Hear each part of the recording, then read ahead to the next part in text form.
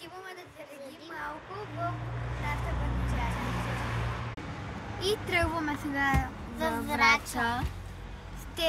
Ще посетим много забележителности, така че и оттам ще ви покажем. Да, и ще снимаме. Отиваме на връх Околчица да видим пътя и да минем през пътя на Ботев.